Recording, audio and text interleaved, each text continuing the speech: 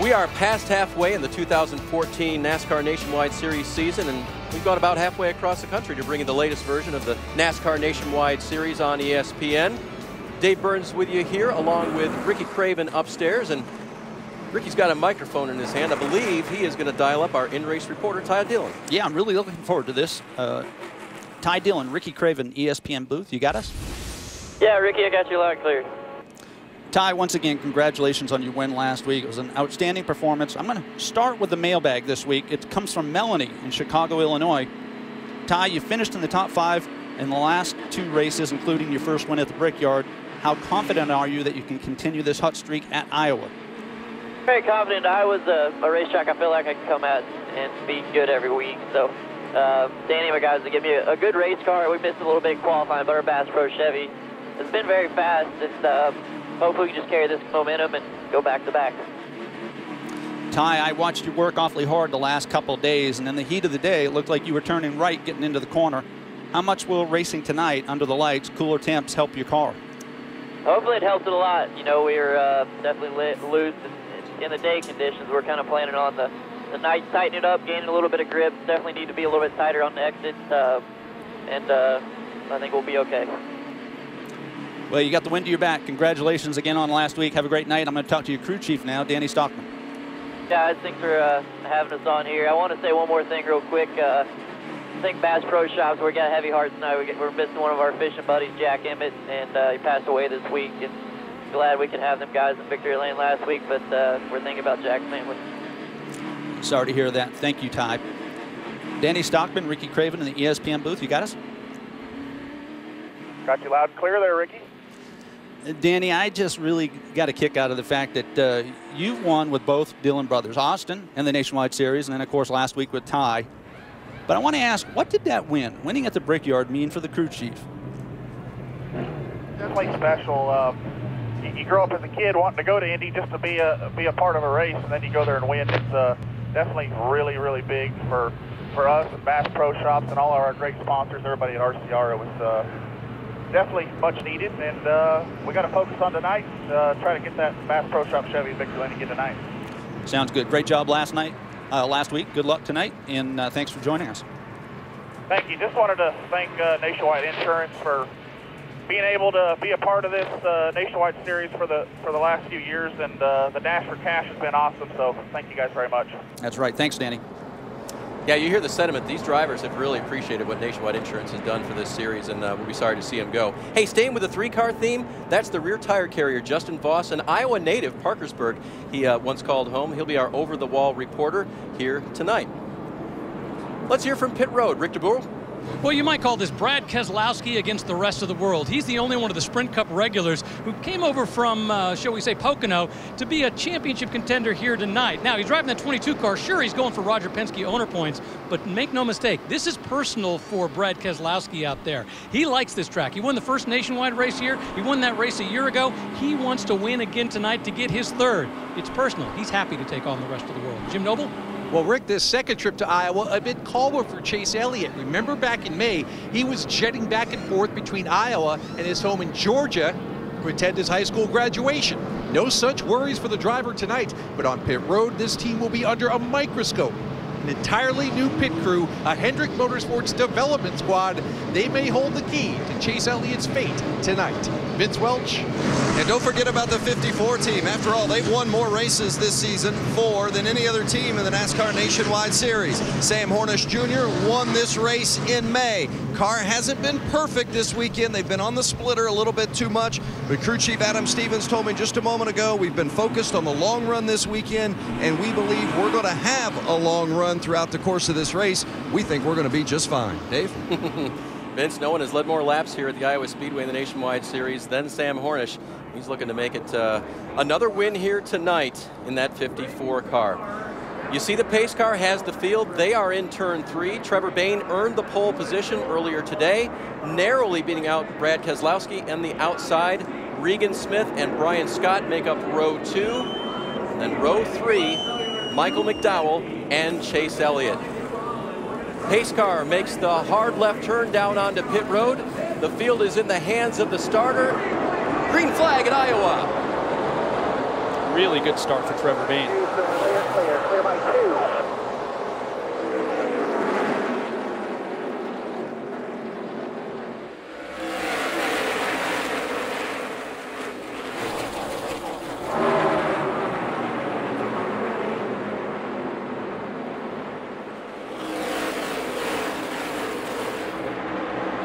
Good jump by Trevor to lead lap 1. You saw Chase Elliott go 3 wide for a moment, then ducking back in off of turn 2. A smart move on his part as he stays really high in turn 2 this time. Yeah, that wasn't his objective. That car just went up the racetrack, opens the door for Michael McDowell. The greatest challenge for a driver is driving up underneath the driver, getting into the corner, because that's when you have the least amount of downforce. And you can see it didn't work for McDowell. Side by side across the start-finish line. Elliott staying with his high line. McDowell staying low. Behind him, 2 wide, Sadler and Hornish. And one of the risks for a driver is when you run the outside lane too hard early, you can burn up the rear tires. Chase is going to prevail on the high side now over McDowell. This battle's staying good. It's taxing on the right side tires. It's the longer way around. You have to carry a little more speed into the corner because it is the longer way around. Hornish is going to take the spot now. That is for 7th over Sadler. Brian Scott and Regan Smith side by side out of 4.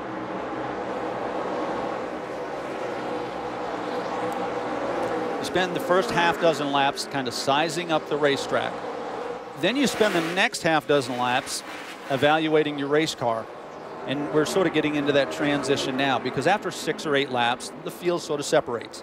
I tell you who's sizing up who. You can see on the side of the picture as we look at, yeah, that's right, the lead. Trevor Bayne sees Brad Keselowski in his mirror as Brian Scott now moves through the 3rd. You hear that? On the gas, off the gas. That's a classic example of losing grip, lateral grip. You got 2 choices. You lift out of the gas or you run into the guy to your right. Chase Elliott's been to the high side. He's been to the low side. He's pedaled the throttle. You're on board with Sam Hornish. You know, there was a lot of optimism in the garage a couple hours ago. I went down after qualifying, and the 54 team, I talked to a few team members, and it was a bit of a mixed bag. You know, and that's sort of atypical for that team, that they didn't feel really, really good about what they had. So they might have their work cut out for them here. See how many cards they were holding by the end of the night. Sam again running in the 6th position, looking back a little bit further. It's a side-by-side battle. Dylan Kwasniewski on the inside in that 42 card this week. Yeah, they do the swap when Kyle Larson is not in a companion event to run the 42. Kwasniewski moves over there. In the 31 tonight is his teammate is Chase Pistone. If you love an underdog story, look at the 01 with Landon Castle. It's classic. Team is underfunded, they're underemployed, but they overachieve. Iowa native Landon Castle grew up racing right nearby here. Just out back, there's a go-kart track where he took some of his first laps as a racer. Of course, Landon trying to make a big difference here now in the NASCAR Nationwide Series. There's that 31 of Pistone to the right side of the screen.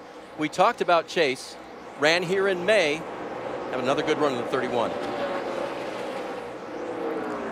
You know, every one of these drivers sort of has a different objective. You look at Landon Castle, making a strong move under, getting in, carry some speed through the middle, but he's not able to finish it off the corner. Heading down the back stretch, you got to be careful you don't overdrive on corner entry or you're going to slide up. Get back to the gas sooner and you clear him. 14th for Castle. So every one of these drivers has a different objective. And you look at Pistone, and he's done such a remarkable job all weekend. He's the thinking man's driver. He just seems to, everything that he does seems to be well thought out, methodical. I think he's done a great job this weekend. Well, and to me, one of the most difficult things is to have a one-off or a two-off experience and drive it aggressively, because you know if you wreck the car, they might be a little bit ticked off about that. And you cannot see from his seat that there are no decals on the car, but you know the responsibility. Run well, finish well, try to get sponsorship. Chase Pistone running along in the 16th position. Another 6, that's the leader. He's led every lap here so far at the Iowa Speedway from the pole, which he earned earlier today. come back and see if Brad Keselowski can chase him down.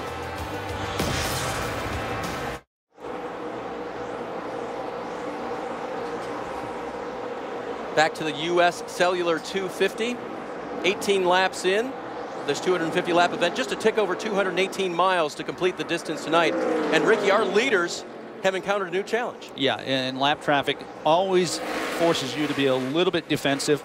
The other thing is that Trevor Bayne has had a 2-car length or more lead.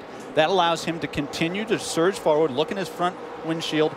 When the gap closes like it is now, then the driver shifts to a more defensive mode and he starts watching the mirror on corner exit, sizing up how close he is so that you don't make a mistake through the middle of the corner when they potentially get side by side. But the driver who's the fastest on the track right now actually is running third. Yep, you're on board. Yep, you're on board with Bayne. You see Scott in the background, but you also see Brad Keselowski now making his move, taking a look on the inside. At the line, it's still going to be Bayne and another lap car up ahead of them. It's a lot like basketball where the leader can set a pick, and it comes with some risk, but that might be what Trevor Bayne and Keselowski are facing. Now they get around him. And Brian Scott has joined the mix right here. If Keselowski goes through, Brian Scott might just take advantage. This is where it gets really tricky because Brian Scott in this position actually gets a run down the front and back stretch. It creates a big air pocket. So there's less drag on the 2-car. He's going to get the run. The question is, do you use good judgment? I mean, do you push the issue? Hopefully, yes. Yeah, do you push the issue or do you wait for things to happen? And that can determine how your day ends. Well, right now, Bayne's hanging out on the outside, holding his line. Keselowski has decided he's going to take the inside. And again, up ahead of him, you see another slower car. They're going to have to get around. They're going to make it 3 wide coming off the corner. Just barely got around Morgan Shepherd right there. And you're still on board with Brian Scott, looking for a way to go from third to first in one move if he can. The tendency is to want to carry more speed into the corner to try and close off the pass. Brad's car is working pretty well on the low side there, Ricky. He doesn't have the whole track to work with because Trevor's got the high line, but he's still very quick. But a good experienced driver won't make that mistake because if you push too hard getting in, you got 2 or 3 laps and you'll kill the right front tire. So you can see right in the middle is where Brad is going to make this pass. He's going to square up and we got a caution out. Caution on the track right now. Bayne is still your leader. We're being told it's for debris on the track. So having led 25 laps, Trevor and the rest of the field get a breather. It's an interesting point of the race, Dave. I think it's too early to take tires, but some drivers back in the field struggling might say, look, we got to make some changes.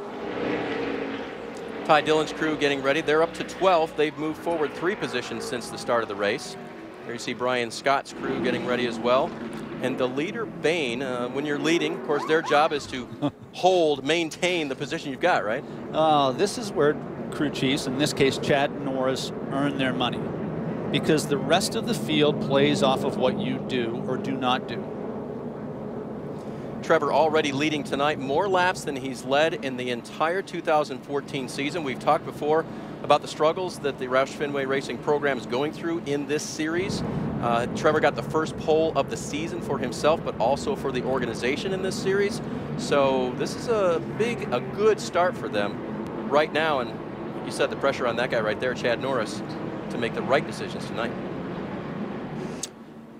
Roush Fenway is going through a down cycle. There's no doubt about it. The numbers don't lie.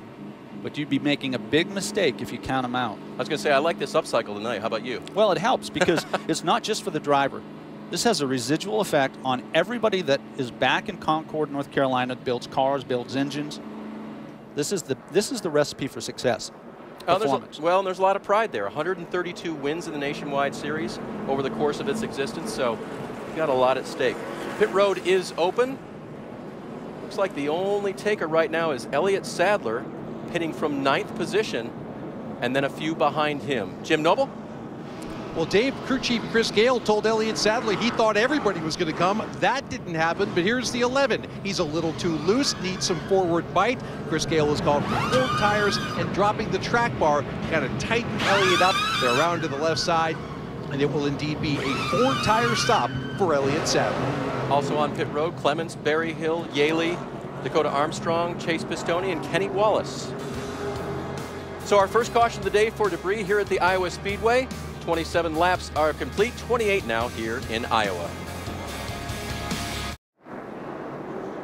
Back at Iowa Speedway, where the top 20 competitors stayed out under our first caution. The first car to pit was Elliott Sadler from 9th. A few followed behind him. The free pass went to Joey Gase. Pace car is off, and we're ready to resume here at Iowa.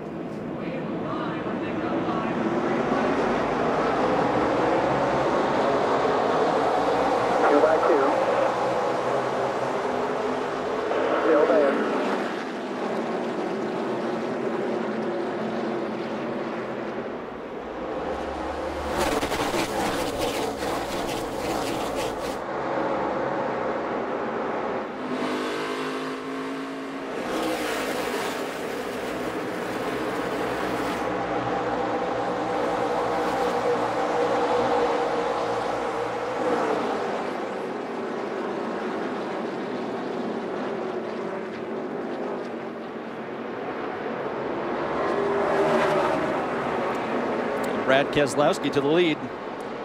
We saw Trevor Bayne taking the outside in the restart, Ricky. You wondered about that. Was that the reason, you think? Well, you know, it's a gamble. This 30 laps into the race. Let's see what the low lane's like. I bet he puts it in the bank and remembers it. It'll be the low lane next time, rather. Love the restarts. 2 by 2 all the way back through the field, racing the guys, lined up with the guys you're racing with. Love that NASCAR changed that rule a few years ago.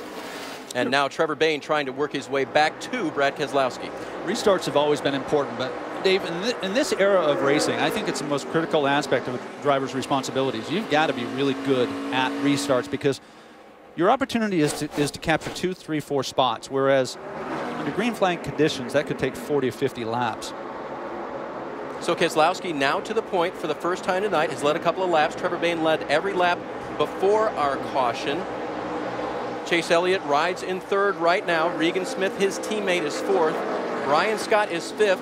And then we find in 6th place, Sam Hornish Jr.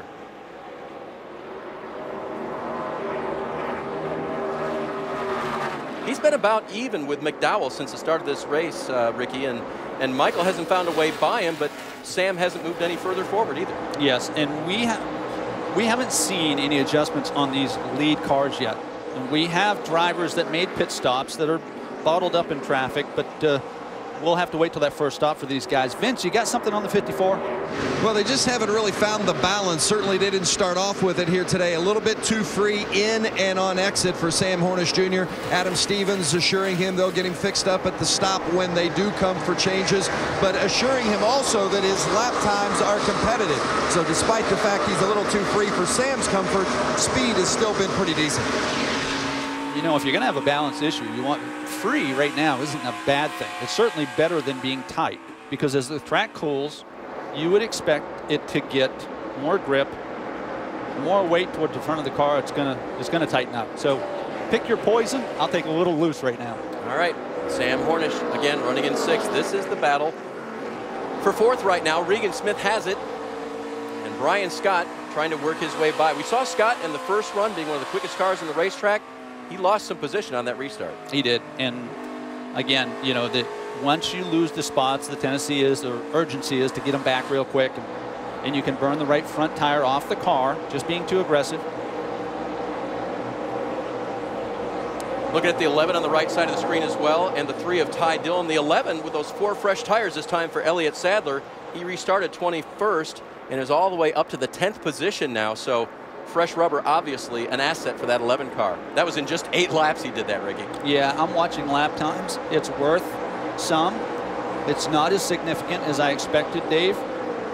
But the longer we run, the more those 30 laps will show up on the cars in front of him. The more of a disadvantage it will be, of course.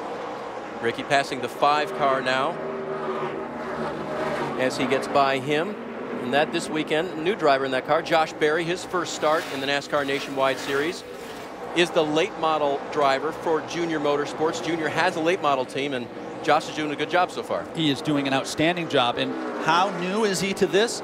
The guys told me earlier he's never made a pit stop. How about that? He's never made a pit stop. And you think about all of the things you need to learn to become a successful NASCAR driver. We're going to be watching that pit stop. He's going to get a chance. Those pit stops will be coming up maybe at the next caution for the leaders.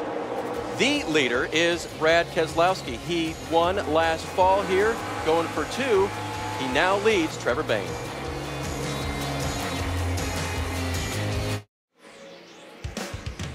The action at the Iowa Speedway, always good with the NASCAR Nationwide Series. This evening, no exception. Trevor Bayne, the early leader, but Brad Keselowski, his match. And Keselowski has now led a total of 17 laps after taking the point away from Trevor Bayne. There's Bayne riding in second position. And Chase Elliott, who before the last caution where they decided not to pit, had a little intel for his crew. I'd actually gotten to where I was a little bit on the free side, in and off. A little still kind of waiting on the nose in the center, but the entrance was still manageable, but the exit was starting to free up a little bit. I'm talking like just dead in the center. I mean, it seems like when the nose is loaded up the most, just need a little bit of front turn. So there's the info. Ricky, what impresses you about this kid as he starts to look over Bayne for second? Everything. I mean, period. But specifically, great drivers have a greater tolerance than their competition. And when you got another caution up in turn 1 and 2. That's Tanner Berryhill. His car is slowed to a stop between 1 and 2. Can't tell if he's lost the power because he's moving around a lot in there, flipping switches, and almost looks like he is taking down the window net. Yeah, so he's got something terminal. Maybe he had wall contact. He was 35th, already 4 laps down, so not a great night for him, but it just got a little bit worse. Glad to see Tanner is okay. Frustrated, I'm sure. Finish my thought with Chase Elliott. Great drivers are more tolerant than their competitors. And what I mean by that is, did you hear how he described I'm loose in, I'm loose off, and I'm a little tight in the middle? So he says at the end, give me more grip in the front. Now, drivers typically want everything. Fix me in, fix my middle, and I want to be a little tighter off. You can't do that. You got to pick one, right? You got What's the most important thing? Exactly. Yep. And that's what separates him from so many. He's ahead of his years. And I told him, and you've heard me say this, what he did at Darlington was the most impressive thing I've seen in 10 years. Yep, he did. He drove around him at Darlington. You're not supposed to be able to do that. Okay, we think Tanner Berryhill had a little contact with the wall to bring out this caution. Pits are still closed right now, so the leaders and their crews determining whether or not they're going to take this opportunity at lap 51 right now to come down pit road. They're going to come, Dave. Elliott Sadler may not have to. He pitted on the first caution, of course, so we'll see if he picks up a little track position himself, running in the 7th position. Yeah, leaders are at the point where they need to get a good look at the tires, particularly the right front, make sure they don't have a camber issue or pushing the issue with the tire wear. And let me ask you this, Ricky. The track is still about half shade, half sun. Do they have a good idea of where the track is going yet in terms of what it'll do to their setup? It's another one of those responsibilities that, you know, it's sort of an intangible that the crew chief has to deal with. And the experienced drivers look ahead. And they're very careful not to over-adjust early. That's going to be the key. That final adjustment, you don't want to spend a lot of time on pit road. So you need to anticipate where you are right now and where the track is right now. Pit road is open. It looks like the leaders are going to take full advantage of this opportunity. Vince Welch is first. Well, the 2-car of Brian Scott is going to come, and the car's a little bit too tight in the center. He said just maybe an air pressure adjustment, so that's what they're going to do. It's going to be an air pressure adjustment in the right rear for Brian Scott and 4 tires. Now, the 9-car of Chase Elliott, it started to free up in the center. Remember, we had that radio said it was a little too snug in the center. He said it's freed up, so they're going to make just an air pressure adjustment with 4 tires to help him on entry. Rick? Brad Keselowski called the car just a little insecure on and off the turns, but also said that he felt it was going to come through him through the course of the night. Meanwhile, Trevor Bayne wants some help. He said his problems with the car on the entry, they're going to make a number of changes. A wedge adjustment, a front tire pressure adjustment. They feel they can bring him the car that he can use to win this race, but he knew he was going to need some work on it before it was all over. Looks like a little strategy play there from the 43 car. Brad Keselowski leads this group off of pit road. So Keselowski, the leader going in, gives it up by 1 spot to Dakota Armstrong. We'll come back to Iowa.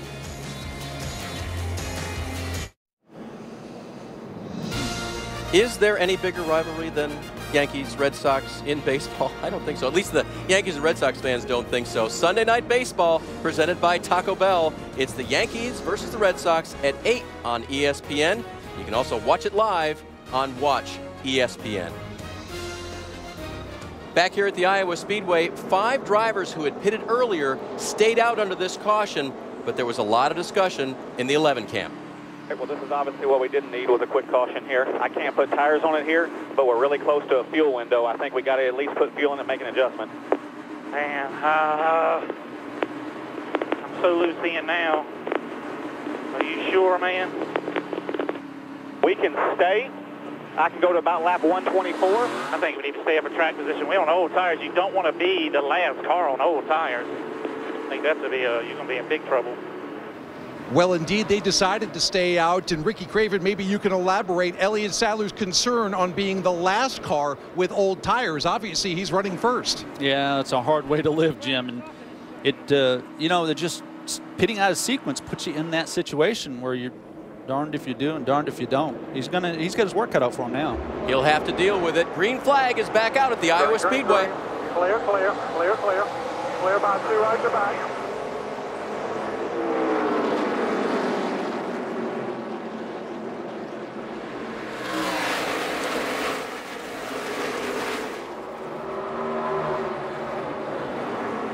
Saw one car way up the racetrack, that being the 93, and he's got it collected again. Yeah, this is the challenge for Chase Elliott. You see Chase right here splitting the middle, coming back up through traffic. That's the risk with a poor pit stop. He got blocked in on the last pit stop, lost several spots. So not only does Swindell in 93 go backwards, Dakota Armstrong took only 2 tires. He is going back now as well.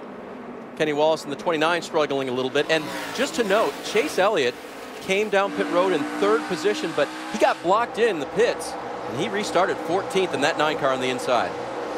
Yeah, he's fixing it, though. I'll take care of this. The free pass went to Jamie Dick in the 55, by the way. But out front, Elliott Sadler. Let's see how Elliott can do now. Wow! Ty Dillon having to collect it there as Dakota Armstrong caught it. Maybe it's because it was 3 wide with Regan Smith. Oh, that'll help. Yeah. Somebody's got to make a decision to lift.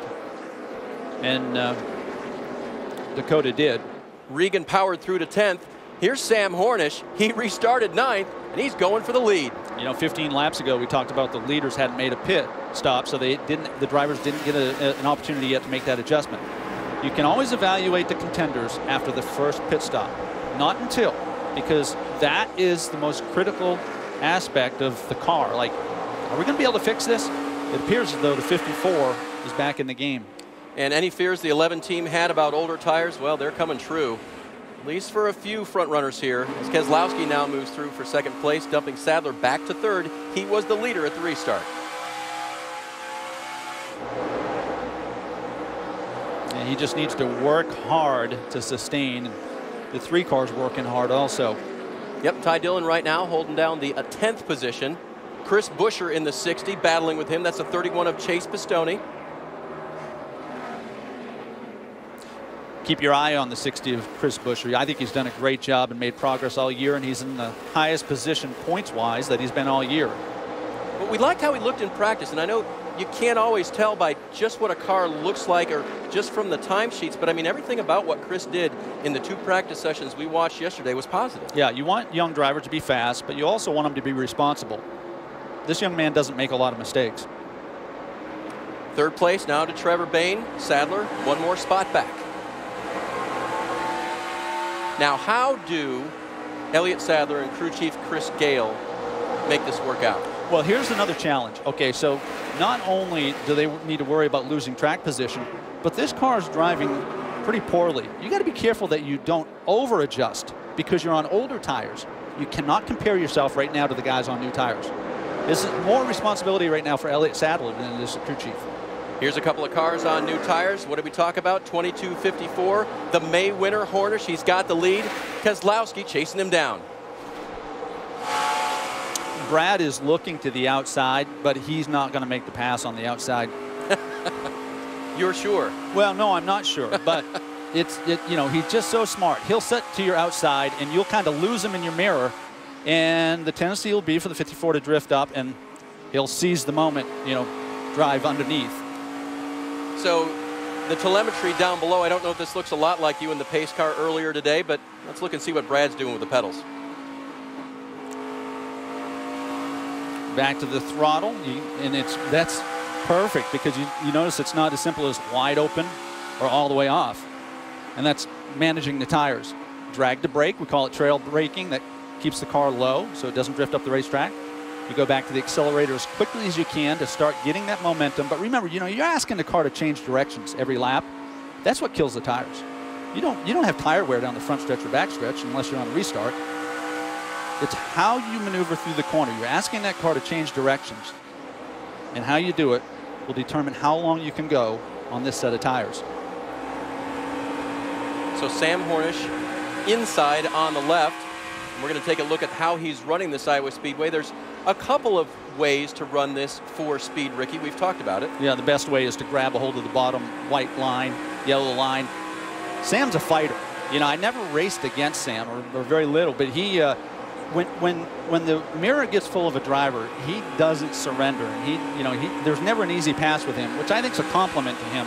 So we saw in that last corner, 54 lower, 22 higher, arcing it in. What's the difference as the race goes on for those two different lines here, Ricky? But first off, you got to have the car tight if you're going to be able, if you're going to arc it in, which means stay out really late, make a late entry. There it is, right? Car width higher. You got to have the car tight so that you can turn the wheel through the middle, but it should allow the car to be faster through the middle, because you're doing most of the work on entry. It straightens out the middle, and it allows you to come straight up off the corner. He is sizing up the 54. There's really no urgency for Brad right now. Great racing at the Iowa Speedway. Remember May, it was 54-22. Blaney was in the 22 then, chasing the 54 of Hornish. Brad Keselowski in it now. It's the same great battle. You use less brake on the high side because the banking catches you. You don't have to turn the wheel as hard. You see how he gained getting in? It's because he used less brake. You let the car roll in. You got position, lights out. And he made that he'll never pass him on the outside kind of pass, too. I don't know if I said never. I think you added the never part, but it won't be the last time tonight I'm wrong. Stickler. Brad Keselowski to the lead over Sam Hornish. A great battle we've watched. We'll come back and see if Sam can chase him down. Bain runs third, McDowell fourth, Brian Scott rounding out the top 5 here at the Iowa Speedway after 73 of 250 laps.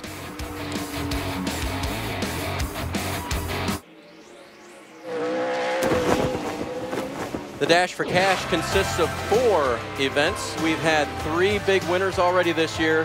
Smith with the 100K, Brian Scott at Chicagoland, he took home the big check.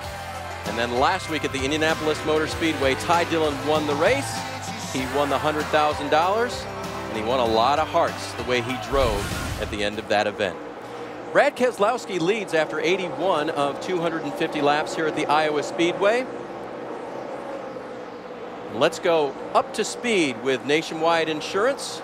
Here's Richard Brule. And let's talk about the 4 cars that are in the midst of the Dash for Cash, and that's the leading car in this championship right now. The number 6 car being driven by Trevor Bain, currently in 3rd. Remember, he started on the pole. He had some issues with the car during the first run. They was pretty happy, though, as a result. He's having some problems with going into entry, so the entry is better now. The team definitely knows they're going to do well in terms of bringing the car ultimately where he wants to be. They just got to get to that point. But once again, he's running 3rd right now. Vince? Well, running in the 5th spot is the 2 car of Brian Scott. He's already collected one of those $100,000 Dash for Cash checks already this season. Looks to get another one tonight. Car's a little bit snug in the center. This is a team not only looking for Dash for Cash money, but also still looking for their first Nationwide Series win. They've been hanging around the front a lot this season. They're bound to get it sometime soon. Rick? Regan Smith, car number 7, also in the Dash for Cash, also happens to be running in 7th position right now. He was talking about the car is loose coming into the turn, tight in the center of the turn. Talking to him before the race, though, he made the point that the car did well in practice on older tires. They feel comfortable that as the runs get longer, that the car will do well. Jim? Indianapolis winner Ty Dillon has surged in this middle part of the season. It might have something to do with his choice of seat. Ty has ditched the carbon fiber racing seat for old school aluminum. Says it gives him better feel. Crew chief Danny Stockman says it gives Ty much better feedback in order how to tell Stockman how to set up that race car. Right now, though, running in 8th place, Ty Dillon, loose, loose, loose. He cannot get back to the throttle quick enough right now, Dave. Good luck to them tonight. 3 of the 4 have won it already this year. We'll see who can win the Dash for Cash tonight at Iowa. Leaders, meanwhile, back in traffic, Ricky. The 22 of Keselowski and the 54 of Sam Hornish working it. Keselowski has continued to be the fastest car on the track. Brian Scott, a little ways back, is putting down some really good lap times, and Sam Hornish is legitimate. They've made that 54 car better. Here's Bain. You heard in the up to speed, the Dash for Cash. He is running in the 3rd position. McDowell now chasing him down in 4th, looking pretty good in the 20 car.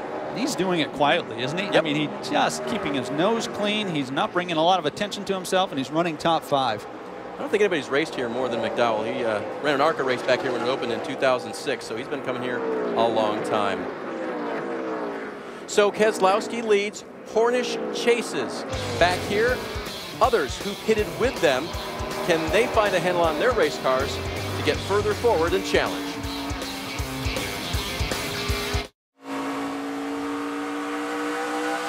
Tomorrow at noon Eastern on ESPN. Make sure to tune in and join us for the NASCAR Sprint Cup Series race at Pocono. And then tomorrow evening, 7 p.m. on ESPN2, the NHRA O'Reilly Auto Parts Northwest Finals. That's tomorrow night. And the NASCAR Nationwide Series at the Glen. We go back road racing, 2 in a row actually, but next Saturday, 2 p.m. Eastern on ABC. Mid-Ohio will be the week after that, so these versatile drivers will get a couple of road courses in a row. Speaking of versatility, Brad Keselowski on the triangle of Pocono earlier this weekend, now to the oval of Iowa Speedway, leading Sam Hornish. It's about the gap it was when we left, and Bain and McDowell have been able to do nothing to catch him. Interesting note that a lot of people probably aren't aware of, but Ryan Blaney ran the spring race here. However, he was occupied with some other responsibilities, so Brad stepped up and said, hey, I'll test Iowa for the team. He's got a few laps here in 2014. Just people don't know it. Yeah, absolutely does. Yep, that's right. So Keselowski leads. There was a group of cars that pitted on lap 27 and then stayed out under this last caution. Among them, Elliott Sadler, the 31 of Chase Pistone, the 29 of Kenny Wallace, the 93 of Kevin Swindell. They're not going the right direction right now. Sadler was concerned about that. He runs 11th, Ricky, and there might be a potential fuel need coming up for him. Yeah, the clock is ticking really, really loud for the crew chief of the 11 and the handful of other cars that stayed out, because they're going to be forced to pit road. The risk is, even though they're only 25 laps off from the drivers that stayed out and the teams that stayed out and pitted later, the 25 laps is big if the caution comes out around lap 130 or 140. Down the backstretch, the lead continues. Hornish sizing up Keselowski, working through the traffic. Ooh, a little tight off the corner. He would have liked if the 93 had surrendered, so he could have drifted to the wall. Meanwhile, on your right, Trevor Bain in the 3rd position and McDowell in 4th. They have been going through some heavy traffic.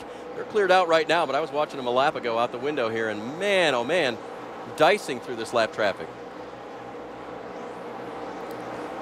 Dave, you mentioned earlier about how much will the track change. It's going to change dramatically, and that's the advantage to being out front. You can give better information to your team out front in clean air than you can if you're behind another car, because again, it's sort of misleading, right? You don't know how much of it's the car, the track, or the conditions, the circumstance.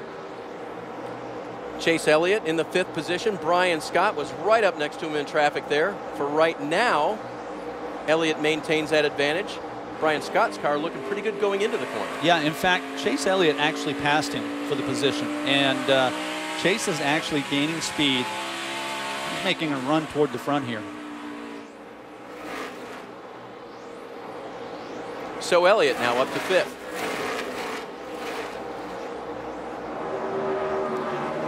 Yeah, there's so much to appreciate about this young man. And I had a great conversation with Greg Ives about him, and this is the ultimate compliment. You know, he compared him to Jimmy Johnson. He compared him in that he doesn't overthink the race car. He concentrates on wanting to be fast. He says one of the greatest strengths of Jimmy Johnson is that he wants to go fast. He doesn't care what the team does to the car. In fact, he might not even want to know. That is a tremendous advantage for a crew chief. We mentioned that Chase was behind Brian Scott. Here's how it happened. And it was in lap traffic, Ricky. Yeah, this is all instinct. And why do I say that? Because this is crowded. Look, you got to split these two guys, and these aren't guys that have really good handling cars. 3 wide, 3 in your middle, clear, all clear. It's instinct. In other words, if you think about that, you probably wreck. If you missed our countdown show, of course, we brought up the fact that Greg Ives there on the right will be moving to crew chief the 88 car for Dale Earnhardt Jr. in 2015 in the Sprint Cup Series. And Chase Elliott on the left is going to try to win a championship. They're going to stay together throughout this year. And as we heard, trying to stay focused on the task at hand before they move on to next year. In my opinion, you will not see Greg Ives back in the Nationwide Series, period. I look at him the same way I looked at Paul Wolfe 5 years ago. Dale Earnhardt Jr., congratulations. I'm telling you what, I don't know how many years you got left, Dale. If it's 5, it's 10. They're going to be really, really good. This guy is outstanding, and he's so good that this will be the last time you see him full-time in the Nationwide Series. That's my view. And he knows how to sport a championship ring. He's got 4 of them, being an engineer with Jimmy Johnson. I would say during his heyday, but I think we're still in the Jimmy Johnson heyday. Back up front, Brad Keselowski continuing to hold off Sam Hornish here at the Iowa Speedway. Pit stops coming up for some of our competitors when we come back.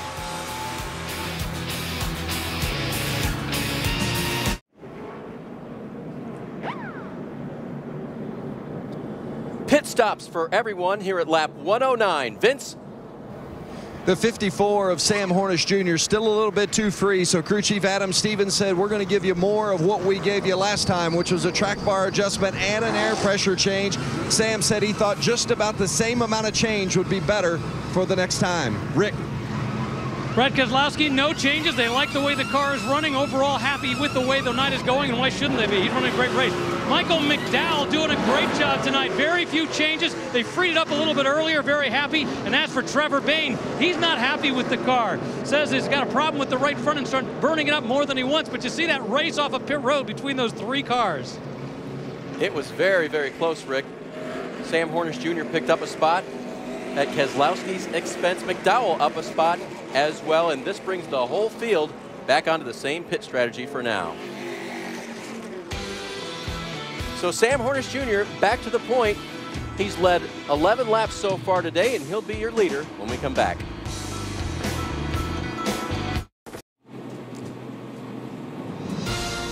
Derek Jeter and the Yankees are on the road, and you know where they're going. Yeah, to Boston to take on Ortiz and the Red Sox. Sunday Night Baseball presented by Taco Bell.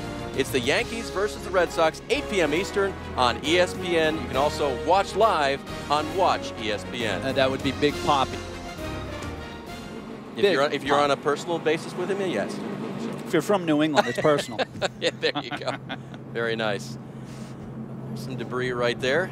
We are under caution for debris. We think that piece came off of this car, perhaps even after the pit stop. But we shall see. They're definitely going to go pick that up. That's over in turn 1. We won't know till they go green if he needs that piece or not. So Ty was on off of pit road, but there was a shuffle at the front. Hornish got by Keselowski on pit road. McDowell got by Bayne on pit road. So the passing on pit road, as always, you can win or lose the day with what happens with your crew. Yeah, and then it brings into play, all right, does Sam take the inside or the outside? Trevor Bayne took the outside earlier. That didn't work out that well. Hey, that debris, by the way, that was bouncing around a bit. Here, it actually, Ty got into it. Doink. Yeah. Came off of somebody else. And again, this was under caution following the pit stop, so. Chase straddled it. Yep. And something like that, Ricky, it doesn't look that harmful, but it could be. there's not a lot of tread on these tires. No, that's exactly right. You don't want to take the risk. I created a lot of debris in my career, but yeah, but you know what? You made a lot of fans happy in your career, and I being one of them, by the way. Still the closest margin of victory in history, isn't it? Yeah, glory days. Yeah, had the time of my life. Having the time of my life now. That's very good. And your second life. Third life, actually. So you see Sam Hornish Jr. On the low side there.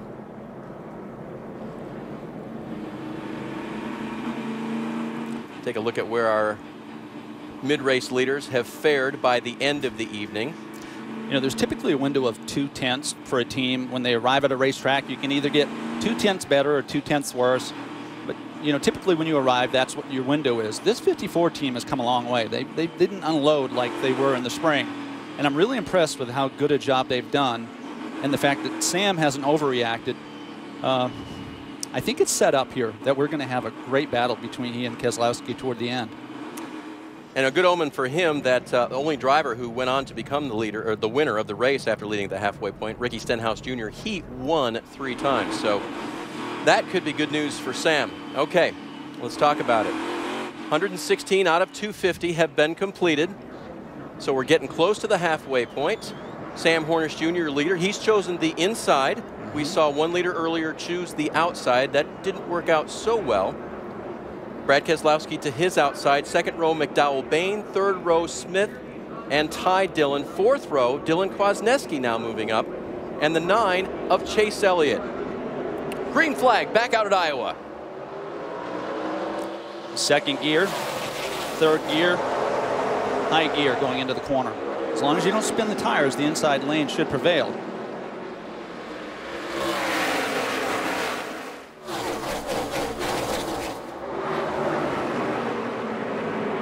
Look at McDowell trying to hang on to that third spot. Trevor battling back on the outside. Brad Keselowski's really working hard here. If he can get to the right rear quarter panel, then all of a sudden the track becomes really narrow for Sam Hornish, right? He can't allow it to drift. He can't release the wheel on exit. Kind of bogs the car down. That's the objective. Get that left front fender to the right rear quarter. Couldn't do it that time. Sam back to the power well off of turn 4 to lead another lap. You understand what I mean? Like the driver goes to the bottom of the racetrack, and as he gains speed, it creates lateral force. So to go fast, you want to go all the way to the wall. Well, and the only thing I'd add, though, is that on the corner entry, Sam has, especially down in 1 and 2, chosen that lower line. So that really doesn't matter to him so much. But it's the exit you're talking about, where he'd like to, right there, use the entire track if it's available. Yeah, it's the old saying, go where they're not. So, you know, right now, early on, Brad was keeping him honest to the high side. So Keselowski backing off for the moment. Joining the battle now, Michael McDowell in third, giving a little pressure to the 22. Such a great story because with the, you know, Joe Gibbs, JD Gibbs, they've been very good to this young man, have given him several opportunities, and I think he's done a really good job. He's deserving of it. I just think that Michael is underappreciated. He does a good enough job that he should be full-time in this series, and I really hope he gets that opportunity. And Rick, can you expand on that? Well, talking about the race they ran here earlier this year, Kevin Kitts thinks they really could have won that race, and Kitts says, you know, the crew chief screwed up, meaning I screwed up, and Kevin Kitts saying that. They only took 2 tires on their last stop. He says if they had taken 4 tires, he thinks they would have had a victory in that very first race. They've been confident all weekend, comfortable with the car the way it is right now. Very few changes in it so far. So he may quietly be a contender in this race. Michael hasn't won yet in the NASCAR Nationwide Series. He has finished second in 2 of his last 6 starts with JGR. We'll see if he can bring it home tonight, but he's got a lot of work to do. The 54 and 22 ahead of him. Do you know how much fun it is for Michael McDowell to be running third and seeing Brad Keselowski in front of him? How much? It is, because I remember going back to way back, and the guy to beat then in the Nationwide Series was Mark Martin. He raced 15 times a year in the series, and he set the bar every single week. And so even running behind him, you knew you were doing something good.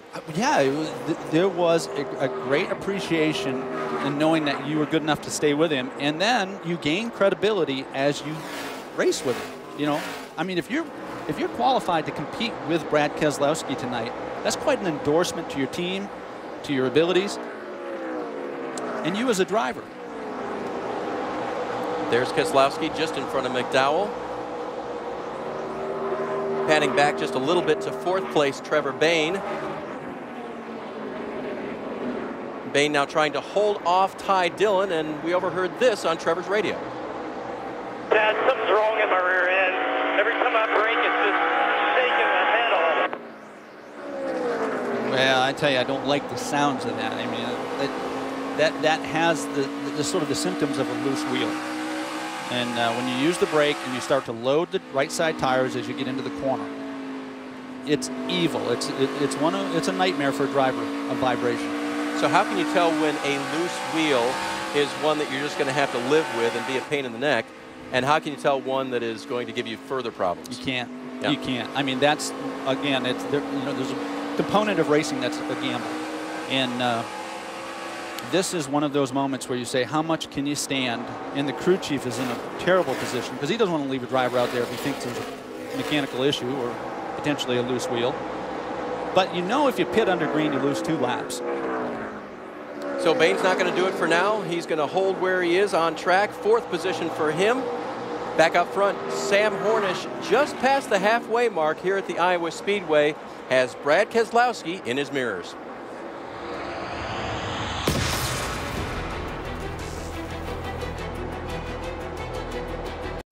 One of the most successful seasons ever for females in the NHRA Male Yellow Drag Racing Series. Courtney Force entered elite status 1 week ago, becoming the winningest woman ever in funny car history. This week, she returns to the scene of her first national win, Seattle, Washington. Tomorrow at noon on ESPN, make sure you tune in the NASCAR Sprint Cup Series at Pocono. And stick with us on ESPN2 tomorrow night for the NHRA O'Reilly Auto Parts Northwest Nationals Finals. And next Saturday, we'll head to Watkins Glen to show you the NASCAR Nationwide Series at the Glen, another road course for these guys. Saturday, 2 p.m. Eastern on ABC. Speaking of Pocono and the Cup boys, Brad Keselowski starts inside row 2, Ricky. Yes, he does. A couple of really good young drivers on the front row. Kyle Larson, Joey Logano. Brad's had a great year. He swept the weekend series twice. Maybe again this weekend. And they got that qualifying thing down. We're finding out about Team Penske. Yes, that's true. By the way, Landon Castle, who is running in the 10th position, 13th right now here tonight, he will start 32nd at Pocono tomorrow as well, our other double-duty driver between the Sprint Cup Series and Nationwide this weekend. So the duty for Sam Hornish, hold off that 22. Keselowski looks like he's been looking a little bit during our commercial break, but still has made no headway on Sam. You just really never know with Brad Keselowski when he's emptying the tank and when he's showing you everything he has. Remember, we're lap 138. He might have an ace in the hole. Kwasniewski right now running in the 8th position, a top 10 run going for him. And Brian Scott running him down. Dillon, as we mentioned before, running that 42 when Kyle Larson is not available for the team. And he's doing a pretty good job right now, Ricky. Yes, Nationwide Series is well represented. I think it's such a healthy time for this series with young drivers. Kwasniewski is doing a great job. He's stepped over the edge a handful of times this year. I was critical of it a few times because, you know, you got to be careful. If you do that too often, you lose credibility with your competitors. But he's a tough kid. He's bounced back, and he's doing a great job. He's going for his 2nd top 10 of the year. Of course, his first was the 8th place finish after the pole at Daytona earlier this year. We're looking for Ty Dillon back up front, 5th position, being challenged by the 9 of Chase Elliott. Good battle going on right here. A couple of the young guys, and it's so fun to see these two go at it because I expect we're going to see a lot of this throughout the remainder of the year. Jim, you got the some information for us on the 9?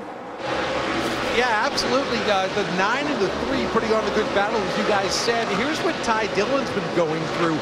Really, since the sun went down, that 3 car has woken up Rookie. They threw everything at this car earlier in the race when Ty was so loose he could barely drive it.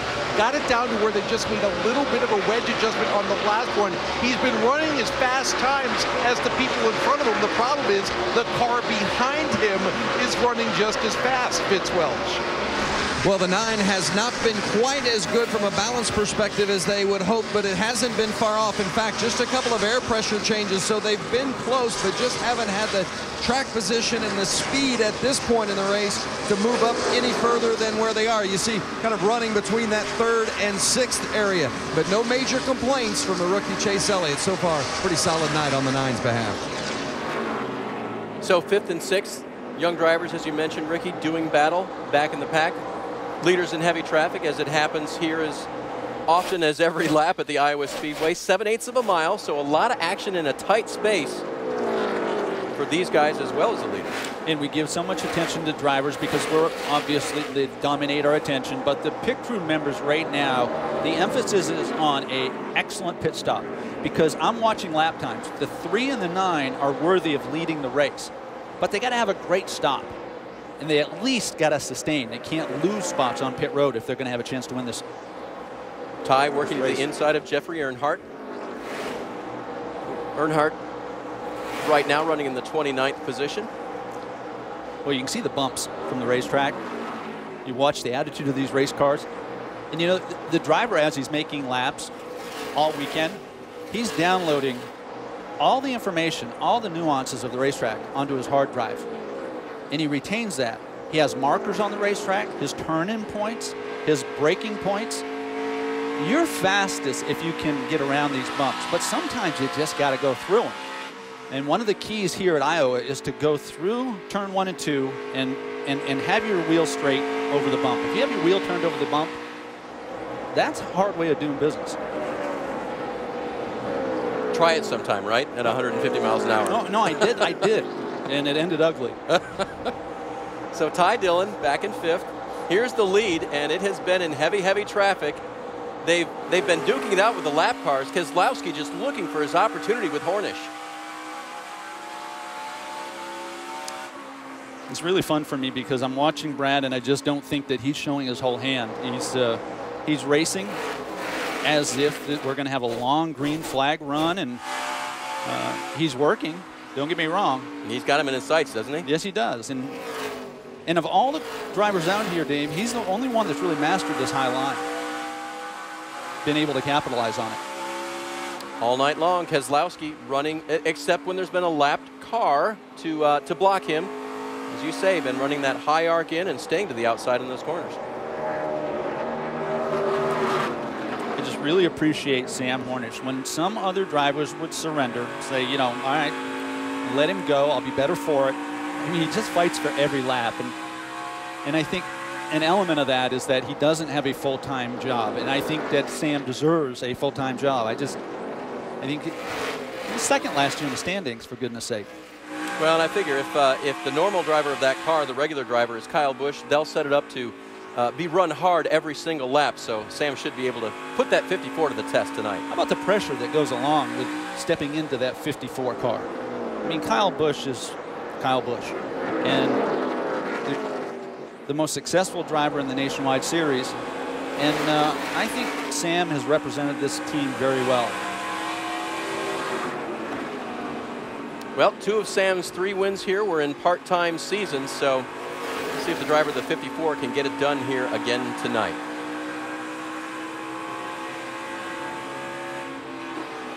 Hornish now working to the inside of Eric McClure. Coming up to the back of Hal Martin, making his second start this season. So Sam Hornish Jr., the leader of 52 laps so far tonight, focused over the front nose of that race car. The U.S. Cellular 250 continues. Keselowski chasing Hornish.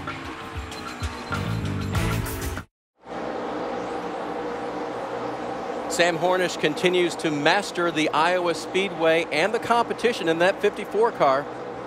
Now having led 59 laps Keselowski's led 61, so Sam's about to catch him on that point. He's going to go underneath Ryan Segan, put him a lap down. When Sam won here in May, it was a day race. And he had that visor that shields the sun. Tonight, we get a really good look at those eyes. Ricky? It's priceless. So as he's going down the backstretch, he's looking for his marker, his turn-in point, where he wants to put that left front tire. He goes back to the accelerator, coming up off the corner. See the eyes go to the right? Just confirming that he's clear so he can release the wheel, let the car drift to the wall. The spotter covers your left rear, typically, and you take care of the right rear. Your spotter confirms, it's sort of your conscience. He'll confirm what you're supposed to already know. Imagine this being the final 5 laps of the race. This is where you earn your money. This is what separates good from great. Check the mirror, let it drift. You're coming down the front stretch. You got a lap car in front of you. Has he been preferring the high side? Okay, I already made my mind up. I'm going to the low side. Back to the accelerator, but not clear. Spotter saying outside. Check the mirror. You know you're going to be clear. Clear. It's great stuff. And it's fun. This is why you love to do it for so many years. Yeah, this is as good as it gets. Vince Welch is covering the 54 tonight. Vince, as we look underneath, Vince, take a look. Yeah, indeed. Hornish being challenged. Keselowski's been poking his nose around the outside, but this time peeking on the inside. One thing that Hornish says is working with the car right now, he feels like he's got some pretty good drive off. Maybe that's one of the reasons Keselowski hasn't been able to get around the outside, as Hornish says that the car right now is working pretty well as he gets off the corner. Crew Chief Adam Stevens just told him a few moments ago, 40 laps on the tires. Take care of it. Still a long way to go.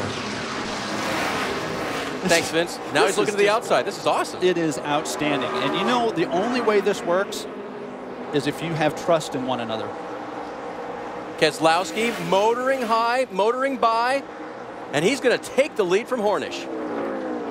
Sam made him earn it, and Brad Keselowski has more respect for Sam than he did 15 minutes ago. I mean, that's a little bit tongue-in-cheek, but honestly, that's how you gain credibility in this business. Took him 48 laps of working that 54 car to try to get around him, and I think, as you said, maybe holding a few cards back, but being patient for sure. And as you said, trusting the driver you're racing with. Good stuff here at Iowa.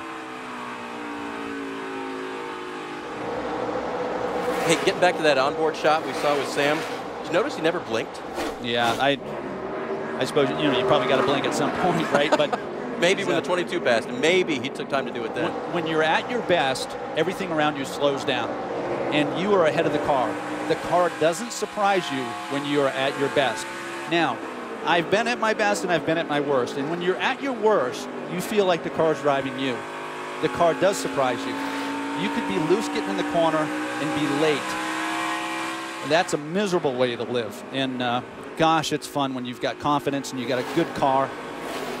And that's what we're seeing out of Sam Hornish right now. I think Keselowski must have seen that Sam was coming up on his most lap led point that he could have gained. So Brad now back to the point and chalking up those laps to see if he can walk away with that championship point for the 22 team. Here's the lead as they've spread it out right now for Brad Keselowski. You can tell that Sam ran hard to stay ahead of Brad Keselowski because it took a toll on the car, and he's lost about 2/10 a lap. He was running 2470s. He's drifted back to 2490s. And the risk now is that he took all the good out of the tires. So the seesaw battle of the 2254, if it looks familiar to you, looks familiar to us too. Back in May, it was Ryan Blaney in the 22, Sam Hornish in this 54, who went back and forth. And on that day, Sam led a career-high 167 laps here at the Iowa Speedway. He passed the 22 with 22 to go in May. Can he do it again tonight?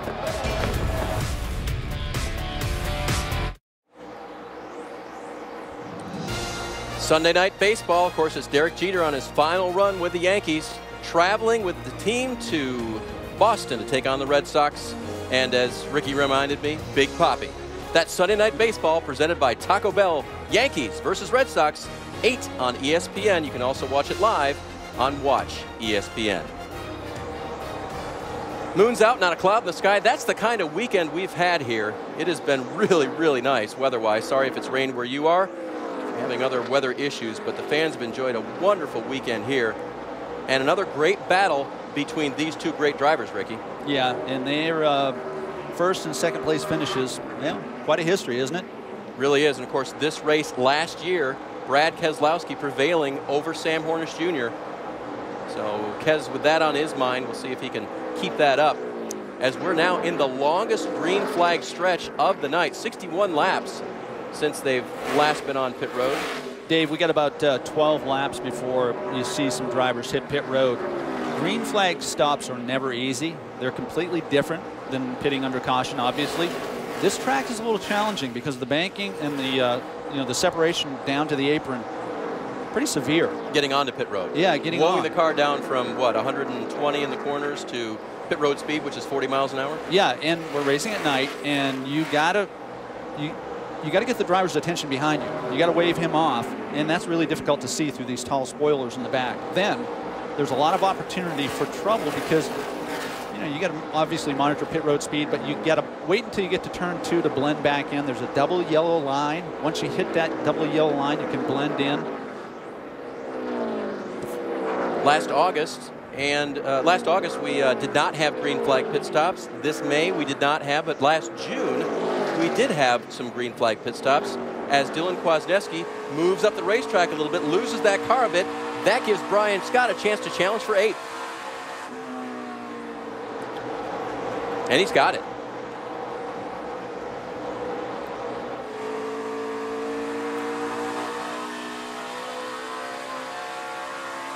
You see, the last 6 races have had at least one green flag stretch of 64 laps or more here at Iowa.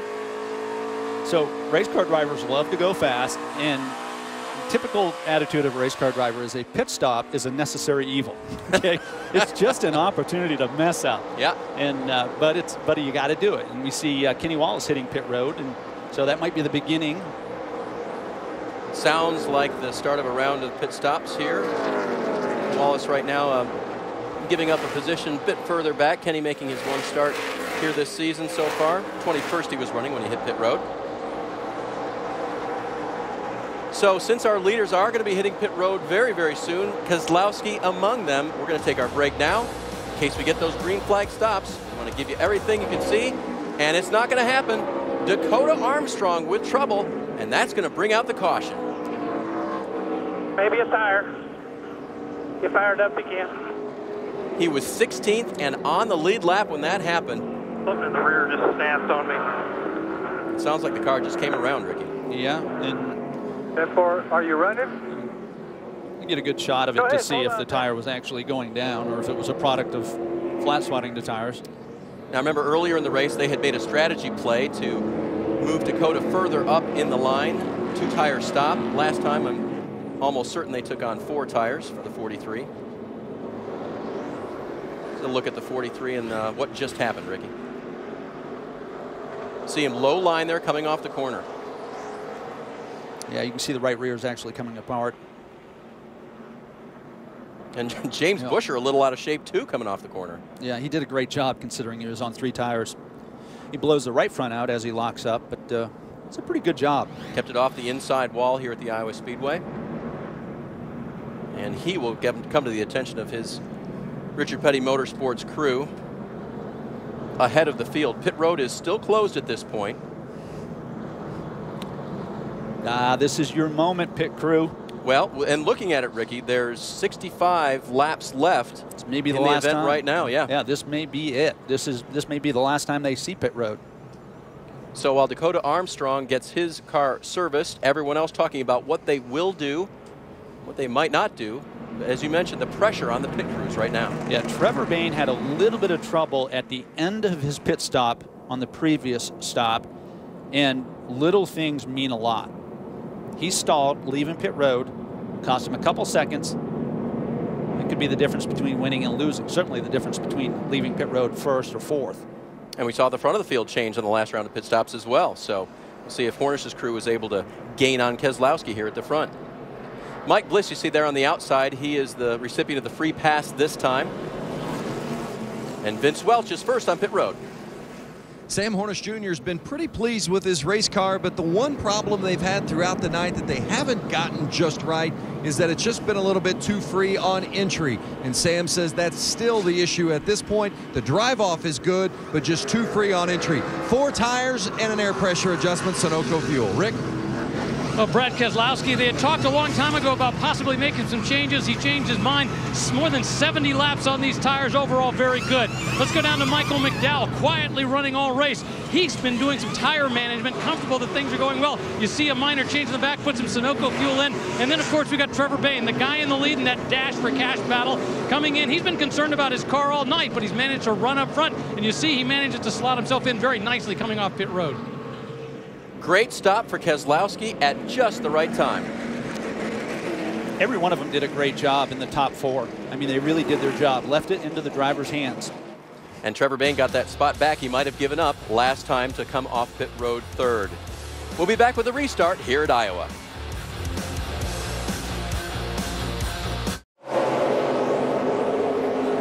Green flag has just come out at Iowa. Leader Keselowski holds his line over Sam Hornish. And on pit road, they held their positions. It's side by side down the backstretch. Sam Hornish did a great job through 1 and 2. Excellent job. Keselowski now leaning for the advantage, and he'll have it coming off the corner cleanly by the 54. Yeah, he took 3 and 4 with authority. You see Brian Scott pulling out. Diving down to challenge for 4th. He's not going to be able to do it this time. Nice, cool, fresh tires. This is the best the car's going to drive from here probably to the finish. Chase Elliott makes a move around the outside. Scott still holding that bottom line. We see Michael McDowell picked up a spot over Trevor Bayne on the restart. Lost it on pit road, got it back. You're on board with Elliott Sadler. New tires fix everything, Dave. Car handles better, brakes better, accelerates up off the corner better. It doesn't last very long, though. 58 laps to go to decide it here at Iowa. We think they pitted for the last time. Certainly if we stay green, that'll be true. Chase McLaren. Trevor pedaling that gas pedal. The look back from Elliott. What's interesting is Chase didn't choose to go back down to the low lane, so he's sort of favoring the high line through 1 and 2. Chase restarted 8th. He's up to 4th, so he had a great restart.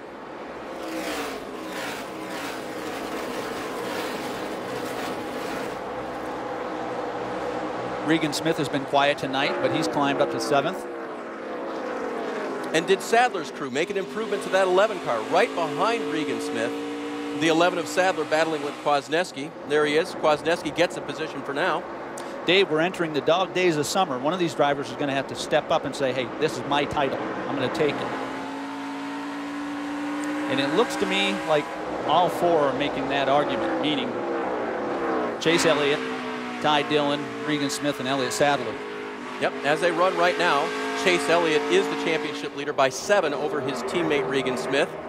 We haven't decided this one yet. Now Buescher to the inside of Sadler.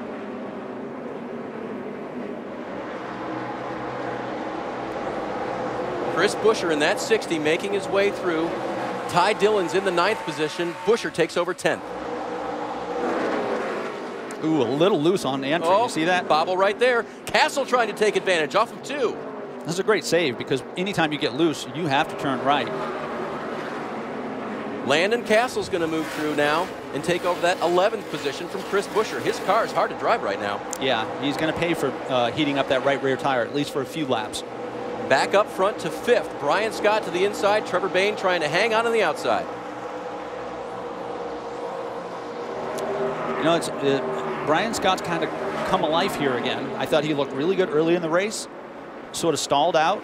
And now it looks like they're making some gains again. And 2 blue spoilers. Yes, that is the battle right there for the $100,000, the Nationwide Dash for Cash. Hey, how about there were 2 fans riding along with him right now. Yep. With a lot of incentive. Instead of to outscream the other one right now.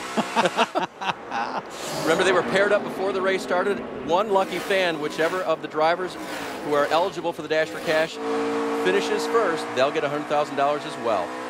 What a night. Yeah, these guys have been riding side by side long enough that cars are going to get a little edgy. And don't think they don't know, obviously. This is what they're racing for. Of course, Brian Scott still looking for that first win in the series. That would be big for him, but that check is not bad either. So as long as there's a separation like we have here, nearly a car width between them, both cars have air coming over both sides of the car, so they have good downforce. It's when they go into the corner really close that the inside car becomes compromised. That's when it could get ugly. That's where we saw Chris Buescher get in a little bit of trouble a few laps ago. Exactly. Yep. So Trevor clearing to the high side now, but they maintain their relative line. So Scott looking back to the low side. Yeah, the big winner in this might be Regan Smith, who was behind, just sort of biding his time, cooling his tires. Everything you just saw out of Brian Scott comes at a price. So Trevor now in position for the Dash for Cash. He's the only one of the four who has not won a nationwide Dash for Cash this season. So I'd like to make that different. It would only be fair, you know, in Trevor's mind, if he would get one. Fair? In racing? There's no fairness in racing. Kwasniewski now, his car coming to life a little bit, trying to pressure the 7 of Smith. I think he's done a really good job. You know, Dylan Kwasniewski has obviously learned as he's gone along here, and he's made some mistakes, but you know, it's happening less frequently, and he's got speed. And he's battling among really good drivers, and that's the best way to learn. And you know, I think that gives you more. You know, if you're on the fast track, it's because you're up front learning from the best. If you're stuck in the middle, well, sometimes you get bad habits. Vince has more in the 42. Well, and remember, Kwasniewski worked with this crew chief, Scott Zippitelli, when they were here in May as well, because Dylan Kwasniewski was in this 42 car, and they had a top 5 kind of day going at that race here in May, and then had a right front issue late in the race, had to go back into the deep end of the field, and then still managed to race their way back to an 11th place finish. So Dylan Kwasniewski has a comfort level around this place, and certainly he and Scott Zippitelli have hit on something here at Iowa. And Dylan trying to impress Mom this week. Jen doesn't make it to every race, but I talked to her earlier today, and she's glad to be here to watch son Dylan try to chase down the leaders here at the Iowa Speedway. Speaking of which, it is still Keselowski. He's had the point since the restart over Sam Hornish. Hornish right now just a little over a second behind as we wind it down here at Iowa.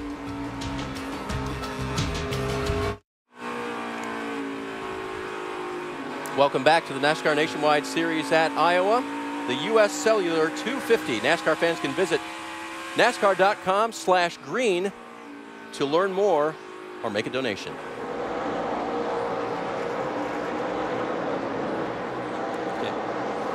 Brad Keselowski continues to pace the field here at Iowa. That's the gap back to second place, Sam Hornish. And Sam had been within about 0.7 of a second to our leader. That's about as close as he got. Sam is actually matching lap times right now with Brad Keselowski. So with 40 to go, we're reaching a point where, you know, you just air it out. Yep, and we've talked about how much did Keselowski have left. Well, he proved it by passing the 54 on track.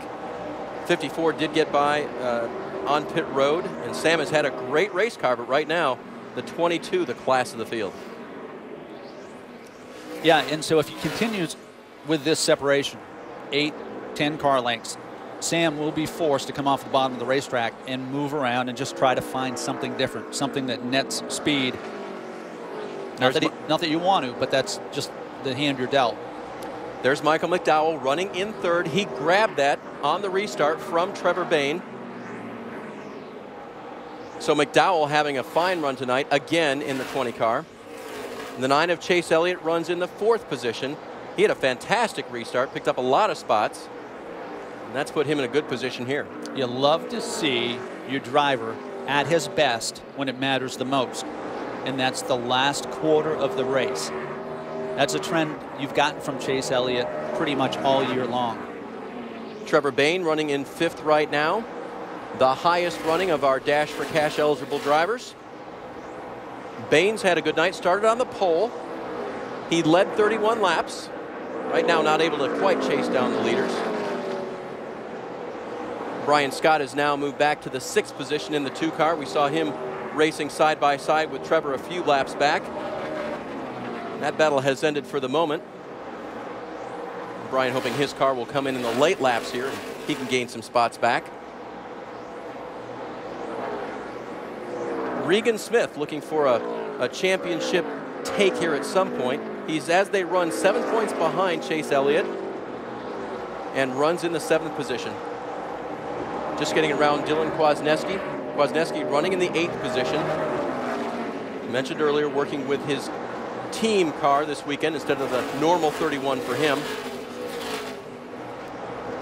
And then back to Ty Dillon in the 3. And Ty's had an interesting evening. Hung the lug nut on the last pit stop, Dave, and lost several spots. Came in 5th, went out 12th. That's tough late in the race. Jim, you got more on that? Yeah, Ricky, you're absolutely right. Ty Dillon just disappeared, running 5th, as you said, and really with a good car that was getting better all night long. And then the pit stop, they were slow on the right front. That threw off the timing on the left front. And you mentioned that hung lug nut. Ty Dillon immediately got on the radio to Danny Stockton and said, all right, Danny, figure out how we can get some track position back. But there were going to be precious few opportunities, maybe no more opportunities to do so. Challenges of this sport, Ricky. So good last week. Beat the Cup drivers at Indianapolis, and then this week struggling. Yeah, you're tested every week. You know, the great thing about the sport is that every 7 days you get an opportunity to either redeem yourself or back it up. And this isn't what they were looking for, the 3 team, but they can hang their hat on having won. I mean, in this world, it's about winning or losing. That does make a season. Running behind Ty in the 10th position. Let's call it effort paying off. Took the trouble to go all the way from Pocono out here to Iowa. Did land in Castle along with Brad Keselowski. And it has paid off, a top 10 run for this team. And that's a good night for them. Back up front, Brad Keselowski handily taking care of the field right now. The distance, just less than half a second though. So Sam Hornish still within striking distance of Keselowski here at Iowa.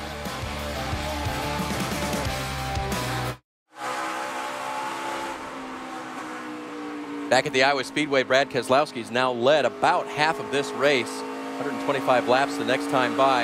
And is the final run going to be a long one or a short one, depending on which year you're going to go with here? 22 laps the last couple of times, and we're just about down to that right now. Are we going to get a caution late and mix it all up? We'll see. If we don't get a caution, this is the greatest example of why they call it driving, okay? It's got nothing to do with being tight or loose anymore. It's got nothing to do with how good or bad your car's driving. As it relates to Brad Keselowski and Sam Hornish, it comes down to who wants it the most. And they're going to run every lap like it's their last. And this is my favorite part of the day.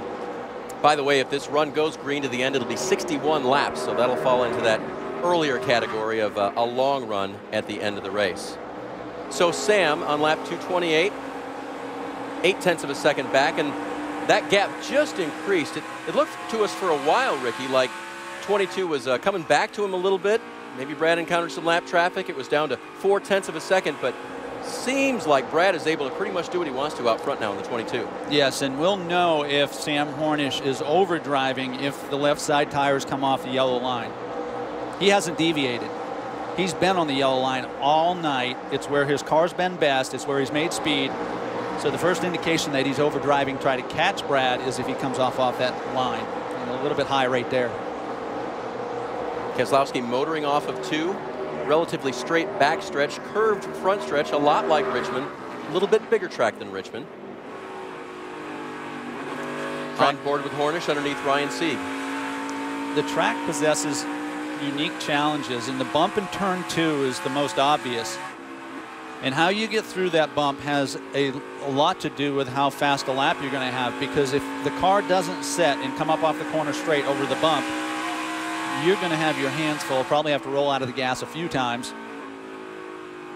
3 and 4 has sort of a washboard effect. If you go back to earlier in the day when you made a few laps with me, and really, really strange sound coming out of your voice as we were going through the corners and speed.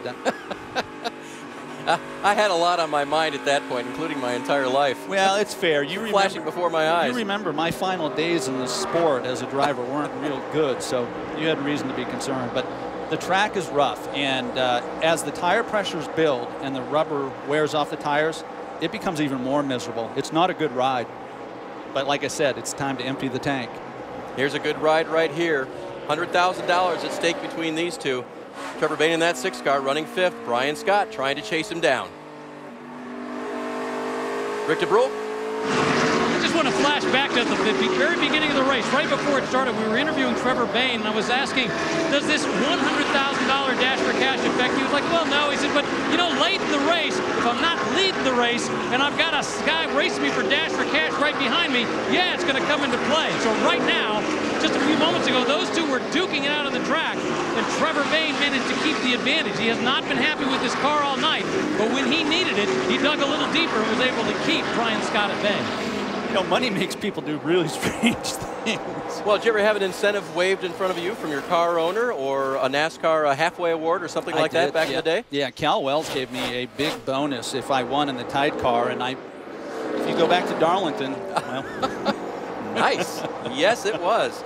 Kurt Busch didn't think it was that great, but you guys had a great battle. Yeah, he was good about it. But I mean, that's what the sport's about. It's really about just leaving nothing in the tank. And you know, sometimes it comes at the price of relationships or friendships. But you know what? That really shouldn't interfere. This is about you against 42 others every week. And this has been a really good race tonight. This Dash for Cash, I think, is going to heat up here in the last 14 laps. Now, Brian looked like he pushed a little wide that time through the center of the corner, so he may be giving it all he's got right now. 14 to go, by the way, and I was going to ask that actually about our leaders, too. You know, at what point does Sam show his full hand to try to track down Brad Keselowski, who's now in heavy traffic? Dave, I think he's showing it, and he has been. But this helps. You know, you got to be very careful going through traffic, and when you get careful, sometimes it's distraction. You slow down too much getting in the corner, and then you miss your mark. And then that interrupts where you go back to the gas. And you know, this is an exaggeration, but it's almost like you forget how to drive if you try to be careful. Drivers are at their best when they're running every lap like it's a qualifying lap. Brad trying to get around the 19 of Mike Bliss. Vince? Yeah, Ricky, you hit the nail on the head. They have shown their hand. The 54, that's what they've got. And crew chief Adam Stevens told Sam Hornish just a short while ago, I don't think we've got anything for him, but hang in there, take care of your stuff. We'll see what happens. So that lap traffic or possibly a late yellow and a restart will give them that opportunity. You can be sure that Stevens hasn't given up, and neither has Hornish. But if it stays green, they're going to need something big to happen for him to catch the 22. Yeah, it's very obvious that the 22, from the moment Brad Keselowski got here, which the third lap he made was the fastest of the weekend of anybody here. And the 54 and Sam Hornish, they've battled back. They had a 7th, 8th, 9th place car throughout most of the practice, and I applaud them. They've done a great job tonight. And they knew they had a great car. You chuckled about the team looking over at the 22 who hadn't arrived yet and saying, yeah, we're pretty good, but we're going to wait and see when they get here how we really are. And it proves out that the 22 was really the car to beat tonight. Yeah, something about this racetrack suits Brad Keselowski. And Jeremy Bullins told me earlier in the day that this team's at their best on rough racetracks. I tell you, that was a shot across the bow of the competition, you know, because you're talking about a team and a crew chief that can win with any driver, it appears, right? I mean, they're just so good. And it's so capable. Oh, trouble up ahead of him. And this will bring out the caution. It's the late caution the 22 team may have dreaded as James Buescher has found trouble on the front stretch. That was right in front of the leader. This is a game changer here. Do you come to pit road? I'm looking at you. You were the driver. What would you say? Yeah, well, I'm giving me too much credit here. I don't have any idea. Buescher was 15th when he got into some sort of mess down the front straightaway. And Keselowski, after dominating in the late laps, stretching the lead out, now sees that completely gone away. So we'll get a late race restart here at Iowa. Dave, I honestly don't know what the leaders are going to do, but I can tell you that probably 6th, 7th on back, they're coming for tires. So you see heavy contact for James Buescher as he'll bring that car down pit road. Go to work on that. So in the late laps, Ricky, you've got to focus. Well, let's just take a look and see if we can see what happened. Wow. He was racing with Ryan Reed and Brendan Gaughan, and that was a hard right turn into the fence. There may have been some contact there. Yeah, and we got to go back because it looked as though it was 3 wide coming up off the corner. And I don't know if he got hooked. I don't know if he ran out of racetrack. But that is the result. Big front end damage for the 99. The tire marks on the side, on the right side, always brings an element of pit question. road is open, Ricky. Let's see what they do. Leaders are going by, and here comes. They're coming. They are coming. Brad Keselowski at the last second dives onto pit road, and he brings the leaders with him, Vince. Well, I'm not sure if Keselowski was coming or if he was going to wait and see what the 54 was doing, but there's no doubt about it. The 54 was coming. Sam Hornish Jr. is just too tight. He said, if I'm going to beat the 22, I've got to be freed up. They're going to make a chassis adjustment and putting a little fuel in it. 4-tire change for the 54, Sam Hornish. Rick? Well, for Brad Keselowski, it's pretty simple. Make a nice, clean pit stop. They did that. They got the tear-off off. Got just a little bit of Sunoco fuel in there, sent them on its way. They know their job was just to make sure it was nice and clean. And now it's going to be a 4-lap sprint, 4 or 5-lap sprint on very fresh tires. This is going to be a blast. This is going to be really interesting. Sam Hornish got 4 tires, and he left pit road 7th. And this is going to be so much fun if we can get back to green within the next couple of laps. Because 4 tires that's a tremendous advantage. They got 65 laps on their left side tires, the 22, the 20. It'll be 5 to go next time by. We have confirmed the 22 definitely took just 2 tires. So let's take a look at, we talked about the fact that Vince mentioned Brad may have made a last-second decision, Ricky. He did. He wasn't coming, and the 54 forced his hand. Now, you have to decide right there where the tape was. And I don't know if the left sides need to be under or the right side. 2 on or below the orange box. That is the rule by NASCAR. So really they're calling it good at this point for Keselowski. Well, that was heads up because that was as close as it can get. He takes 2. 54 was pitting just behind. They stuck with their plan, took 4.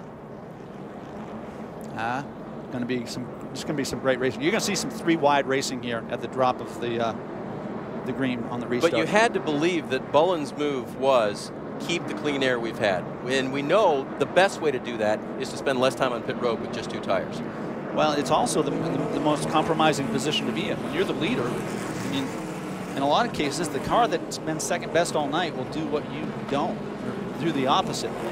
And straight up, it didn't appear as though the 54 could beat the 22. So can he beat him now with 4 new tires? Well, and here's the biggest problem. So many cars pitted between the 2 of them that only took the 2 tires. So McDowell, Bain, Brian Scott, Regan Smith, Ty Dillon, they all played strategy. At least most of those cars played strategy and put the 4-tire stop of Sam Hornish Jr. in even further peril. Yeah, the track's wide enough so that Sam Hornish can find a lane. But to your point, Dave, he's going to have some distance between himself and the leader. I think 4 new tires is worth 3/10 a lap over just 2. Sam has the inside line. You can see him back in the 4th row there, inside of Landon Castle in that red 01. Lights are off on top of the pace car. Lap 247 will go this time by, so there'll be 3 to go. When the leaders get the green, Michael McDowell to the inside of Brad Keselowski, Trevor Bain and Brian Scott in row 2 to decide it here at Iowa. Green, green, green. All right, here we go. 3 wide, Regan Smith looking under Trevor Bain. Michael McDowell to the lead off turn 2. It's a great story. McDowell holding the lead into 3. Here comes Keselowski back on the high side. Oh, McDowell bobbles. Keselowski's by. Michael did a great job there. Lost the right rear of the car, drifted up. They didn't make contact. He's not going to surrender. Trevor Bain making it interesting. And here comes Sam Hornish. Sam Hornish on the 4 tires will be through to 4th. McDowell trying to hold off Trevor Bain for 2nd. White flag this time by.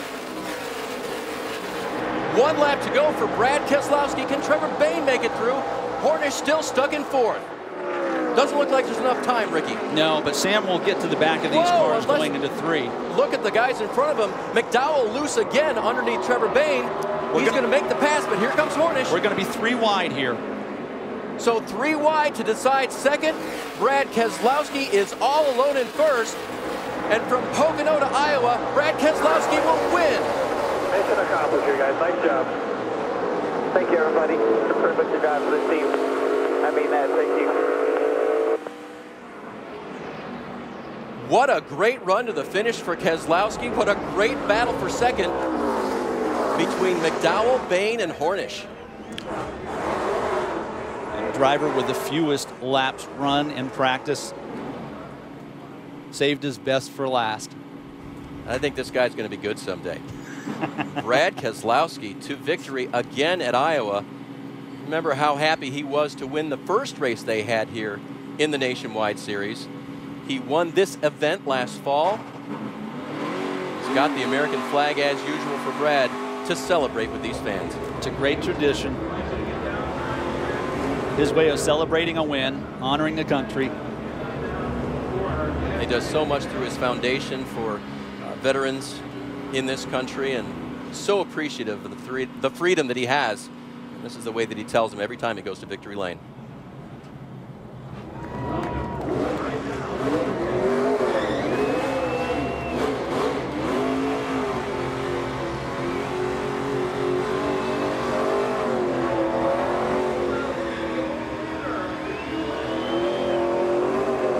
So the late race restart could not spoil the party for Brad Keselowski. His team saw him take that 2-tire stop, parlay it into victory again here in Iowa. Brad now doing the donuts. We'll talk to him in Victory Lane when we come back.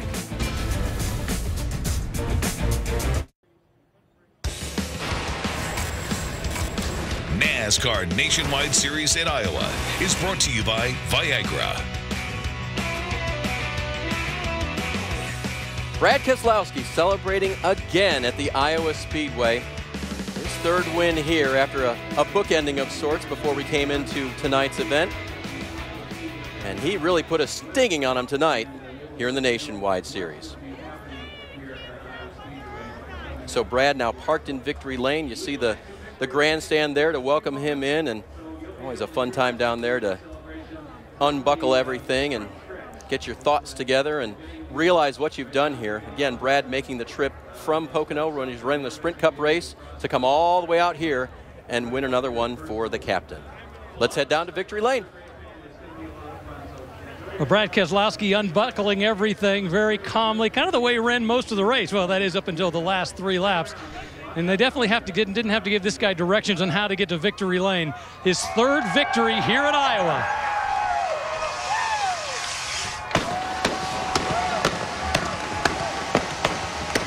Well, Brad Keselowski, let's talk about that win. It looked like it was going to be a long, boring run to the finish, and then suddenly, with just a few laps to go, you had a yellow flag. Talk about that battle with Michael McDowell at the very end. Well, you can never take these races for granted, Rick, and you know, Sam and Mike McDowell, they just ran hard, and they ran a great race, and I kind of feel a little lucky to win it. You know, I didn't get through turn 1 very well on the restart, and Michael had me cleared, and I just barely pulled a move around him in 3 and 4, but Discount Tire Ford Mustang, everybody at Team Penske on this team, they just do such a great job, and you know, we really want to win the Owners' Championship for Roger, and this is probably the last time I come to Iowa, and so it's good to leave here with a win. I really want to see Ryan Blaney and up-and-coming drivers drive this car, but I know there's a lot of people watching that want to see nationwide only guys in this car, but circumstances didn't work out for that, and I'm glad to be here, glad to support this team, and glad to be in Victory Lane, Iowa. What does Iowa mean to you? I mean, you won that first nationwide race here. You won one last year. You know, you talk about the trophy, the original trophy, and how it sits in your house.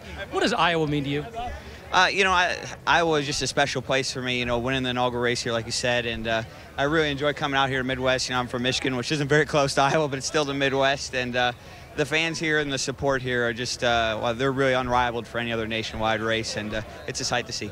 All right, Brad Keselowski, victory number 3. Congratulations to the guy who's come out here and definitely, well, he's equaled Ricky Stenhouse. Who knows, maybe he will come back out to get that 4th victory.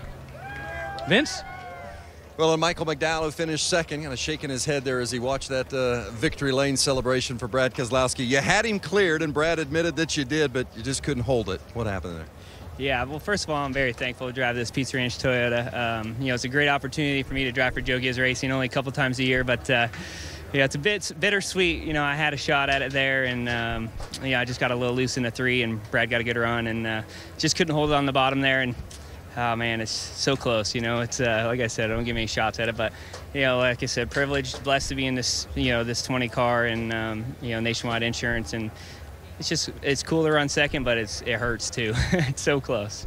You said earlier you were about a third-place car. You felt like all day behind the 22 and the 54.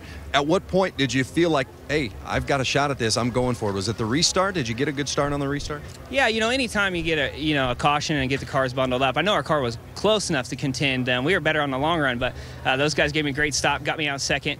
Trevor gave me a good push there at the start-finish line and got me into the corner, and like I said, almost had him cleared. But yeah, hopefully I'll get another shot at it. But if you're going to lose one, I guess Brad's a good guy to lose it too. Yeah, you did a great job tonight. Michael McDowell finishes second. Let's go to Jim. Well, I'm down here on pit road. The Nationwide Dash for Gas promotion ends with $100,000 going to Trevor Bain and his team. Here to talk about it, Jim McCoy, the Director of Sports Marketing for Nationwide. Jim? On behalf of Nationwide Associates, we want to give this check for $100,000 to Trevor Bain. Congratulations. Thank you, buddy. Appreciate it. So, that seemed easy. That was quite a battle at the end, and I know you picked up a lot of positions at the end. I saw you walk over to Michael McDowell and tell him something. What did you tell him? Yeah, well, first of all, I didn't really want to see that caution. We weren't very good at the end. We were just too tight on the short run, and at the end I could kind of gain some track position. The 2 was battling me hard, and on that restart there were a lot of light blue spoilers sitting there for the Nationwide Insurance Dash for Cash, and I didn't know if we had enough to hold them on the short run, but we were able to pick up a couple spots. Got a really good restart. I was a little worried that the 2 was on the outside of us. He was going to be able to pull behind the 22, so I just pushed the 20 with all I had, and he got to the lead there, and Michael and I are really good friends, and I know he was beating himself up a little bit, but he was doing everything he could. His car was really loose, and it was all we could do with this number 6 Advocare Mustang. Just got to thank my guys for a really good car this weekend. I feel like that's the most in the game we've been throughout a weekend with qualifying and a race, and you know, this Advocare team doesn't give up, and we'll keep fighting. I know you also won $100,000 for James Dennis of Illinois. Your head and wave, you're a rich man. Let's send it over to Dave. How about that, Jim? And a great night for James. Very, very good to see the Nationwide Dash for Cash go that direction. All right, NASCAR Sprint Cup Series tomorrow at Pocono, noon Eastern on ESPN. Then the O'Reilly Auto Parts Northwest Nationals Finals tomorrow, 7 p.m. on ESPN2. The NASCAR Nationwide Series at Watkins Glen next week. That's 2 Eastern on ABC. Coming up next, Sports Center, and Ricky, seen a pretty good sport tonight. Yeah, we got what we expected from Brad Keselowski. Michael McDowell did a great job. Trevor Bain helped his points situation. Had a great night here, Dave. And as we see Brad celebrating in victory lane, he'll take home the trophy. Trevor Bain takes home the trash. We'll take home another fun evening here at Iowa. Thanks for joining us.